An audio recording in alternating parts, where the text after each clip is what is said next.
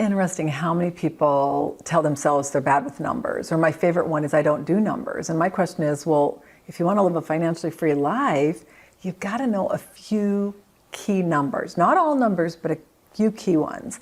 And today I'm going to share with you 3 critical ones that are easy to master.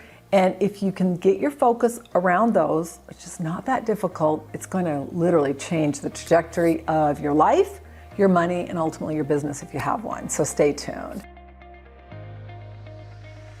Hi, my name is Annette Bau, your host of the Wealth Inside and Out podcast. I'm a certified financial planner and founder of the Millionaire Insider.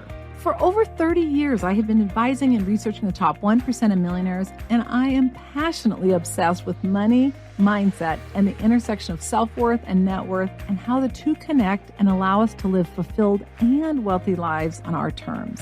I'm a Midwestern girl who had a dream, began investing $25 a month 35 years ago, and today have a multi-million-dollar net worth. I teach the tried and true that only someone with over 3 decades of experience advising millionaires would know. This podcast is different, about much more than money. We talk about mindset, success, money blocks, worth barometer, and all aspects of money and topics from practical manifestation, along with real-world how-to and everything in between, with the goal of making your journey easier and more fun. Think of this as coffee, actually matcha tea, learning real-world common sense money and life advice from a BFF that you can start applying today. If you want to create a financially free life you love, you are in the right place, my friend. This is the Wealth Inside and Out podcast. To get the most of today's episode, I encourage you to download the Magical Budget. This is the budget that I have used with millionaires as well as people who are struggling. You can go to themillionaireinsider.com/MBT for Master Budget Template. But as I mentioned, this budget was created for my wealthy clients, and then I also gave it to people who were just starting out and needed help on their budget and creating their plan, and it worked wonders. We show you how to set up your budgeting where you separate out your wants and your need expenses so that you can achieve your financial goals quicker. Again, you can download it at themillionaireinsider.com/MBT. It's a great resource to access now so that as you go through today's episode, you can start applying it and identifying where you need support so you can start creating your plan. And that is optimal. So again, themillionaireinsider.com/MBT. For today's show notes and resources, go to themillionaireinsider.com/18. For all shows, go to themillionaireinsider.com/podcast. All materials on intellectual property are copywritten by themillionaireseries.com. The information we provide is not intended to replace any advisor or specialist or to provide you any investment, financial, tax, retirement, or any planning or healthcare advice. All participants agree to hold millionaireseries.com and its affiliates harmless for results achieved or not achieved, and any reproduction of this material is allowed only with written authorization from themillionaireseries.com. So today we're diving into 3 money numbers you need to know. So you're going to love the episode. The first thing you got to know is your P&L statement. So P&L stands for profit and loss, and it's basically showing you what's coming in, income from any source. I don't care where it comes from. Even if you get a gift, I want that included in the money that's coming in so you can keep track of it. If you earn wages, if you have a business and you pay yourself a salary or you get a distribution, all of that comes in. That's the plus number. And then what goes out? Where are your expenses? Start with your personal, which may include a mortgage, utilities, a car payment. I mean, hopefully you're getting debt-free, but until you're debt-free, you're going to have those expenses. Other expenses would include food. Maybe you have a vacation fund. You've got an entertainment fund. Anything that you're spending money on or that you have money that you're earmarking each month for should go in the expense column. And then you know what is your bottom line. How much comes in each month and how much are you spending and what is your net. It's so important. I recommend then that you just view this monthly, quarterly, semi-annually, and then annually. and just know where you are. Now, if you really have problems with spending, like you're a spendthrift, don't beat yourself up. Just start monitoring it daily. What's coming in and what's going out. And if you say, for instance, get paid every 2 weeks, then you take the 2 weeks, the number of days, divide that out. That tells you how much money's coming in each day. And then you monitor what you're spending each day. It's really an eye-opener. I know it's been for my son who's in college, and I said, you're really kind of overspending on your budget. And when he started calculating the rate he's spending at, he's only going to have about $10 a day to spend. He's like, that's not very much money. I go, it's not. So you're going to have to start figuring out where you're spending your money and what are you going to do over break to earn some money.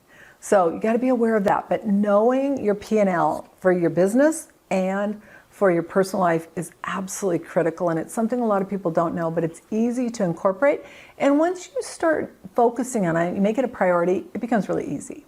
The next thing is your balance sheet. Now, your balance sheet is your assets, that's what you own, and then your liabilities, that's what you owe. And I recommend that you watch these at least on an annual basis. Some people may want to watch them more frequently. As some of you know, I just finally did my balance sheet recently. I haven't done it in a while, and I was just amazed that I hit my net worth goal. I should be doing that every year, just like you should. So there's no excuse. And so that's something that I'm going to make a priority. You get so busy helping clients that you don't watch yourself. But it's something we all should know. Where are we from a standpoint of net worth? Now, assets would include what is the value of your home, and then the liability is, do you owe money on it? What is the value of your car, and do you owe any money on it? What is the value of your 401k, of your IRA, of your personal investment account, of your checking account? Anything that is a positive, an asset, you include on the asset column, and then anything that you owe is a negative. You take your assets less your liabilities, and you get your net worth. Again, I want you doing this at least annually. Some people do it a lot more frequently. For me to do mine monthly would be a full-time job just because of all the assets. The more assets you get, the more challenging it is.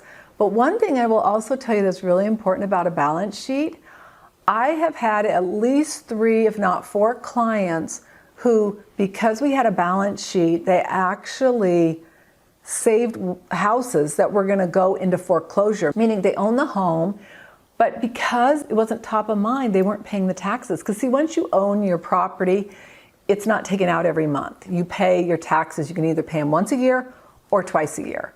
And you have to pay them and you're responsible for it. Well, they had moved. In all of these cases, they had moved and they were not paying the taxes. And because we did a balance sheet, they caught it. And I think out of all the people I've worked with a lot, but 3 or 4 people, that's a lot. And can you imagine if you have a $200,000 or $300,000 or $400,000 home and you're not paying the taxes, and so somebody goes and buys it at the foreclosure and you lose it? I mean, that is just crazy. So don't let that be you. Right now, it may seem like, well, this isn't really a big deal. As you start accumulating more assets, it will become a big deal. Do you know 10 years ago, there was $7 trillion unclaimed assets that no one knew existed. And it's because of this, because people don't do balance sheets. And then they don't know all their assets. Something happens to them. Their heirs have no way of knowing. So don't let that be you. Make sure you're doing at least an annual balance sheet. The next thing you've got to know is you got to know your business numbers if you have a business. What is the cost to acquire a client? So let's just say the average cost to acquire a client is $15 per lead, all right? And the average sale you make is $1,500, all right? That's valuable information. That's going to tell you that you're basically earning 100 times the cost.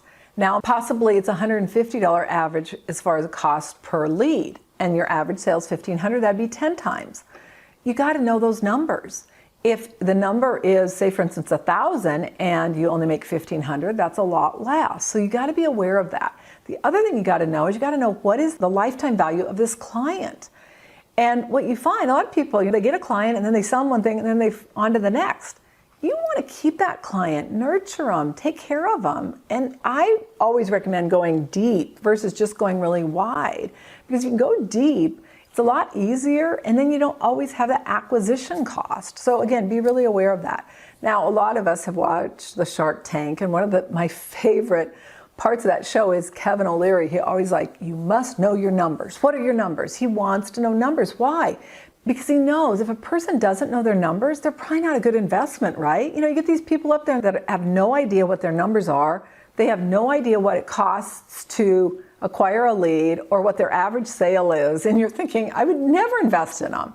So again, we got to be aware of it. And it's not that difficult. And it's something we all need to know. Now, some of us don't have a high cost per lead, meaning because we do more warm, organic type of nurturing, cultivating, that's fine. But you still need to know your numbers and make it fun, make it a game. It doesn't have to be difficult. Somewhere along the line, somebody either told you it was hard, told you were bad with numbers, told you don't do numbers. Where that came from is beyond my comprehension. We just need to rewire that belief. And it takes 66 days on average, 18 to 254 to change a belief or a neural pathway. So just start. Start today, and before you know it, you'll have replaced that crazy belief with one that's serving you.